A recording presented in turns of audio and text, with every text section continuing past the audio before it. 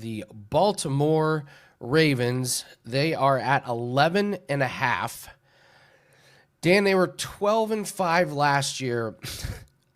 How did they lose to the Raiders and the Browns? Two of those losses make no sense. No sense whatsoever. I'll go first here with this one. Off-season moves. They do get Awuzie for cornerback. They signed DeAndre Hopkins. I'm not sure that's a needle mover. They signed Picard, that big-ass blocking fullback that's nicknamed Pancake Pat. So you know they're running the ball. Yeah, it's a good nickname if you're a fullback. Great nickname. They got Stanley, offensive tackle for Lamar Jackson's blindside.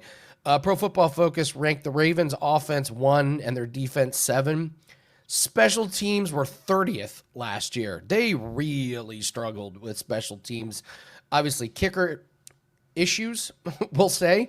PFF has them ranked as the second best roster coming into this season. So let's go over the schedule here. This is not an easy start to the year. I mean, it's a gauntlet. It's at Bills, then they get the Browns, but then they go home Lions, at Chiefs, Texans, Rams, and then I like this stretch here. You get Bears, at Dolphins. That is a short week, though. But at Vikings, at Browns, Jets. That's a really, really good stretch of winnable games. And then it gets hard. Bengals, Steelers, at Bengals, Patriots, and Packers. I think this line is pretty much where it needs to be. One Lamar injury and this over is smoked. You know every single one of those games that they play with the Bengals is going to come down to like the last possession. The Steelers always play them close. They've got games against Bills, Chiefs. I'm going slightly into the under. A lot has to go right for them to get back to 12 wins. So I'm going to lean under 11.5, but I can't say it's super, super confident.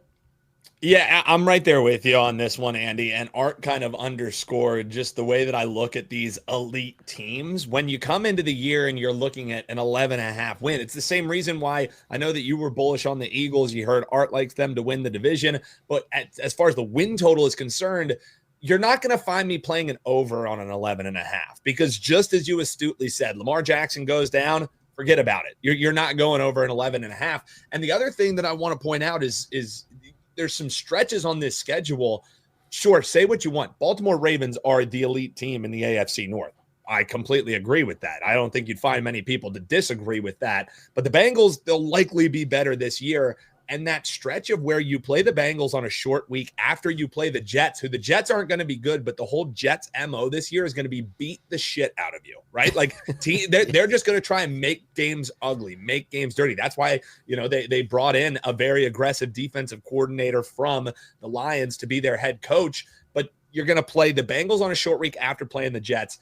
And then you have the Steelers, who AFC North games are always slobber knockers. And then you play the Bengals again. So just that little stretch of AFC North, AFC North, AFC North is absolutely brutal.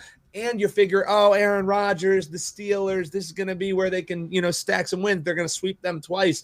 Like the fact that they finally beat the Steelers twice last year was something that Lamar Jackson really hasn't done. If you look at his record against the Steelers, there was a stretch where the Steelers won 4 straight games against them. There was one loss in there, and then it was another 4 straight games, one of those an overtime win. So really, Lamar Jackson hasn't absolutely dominated this Steelers team or dominated in the division.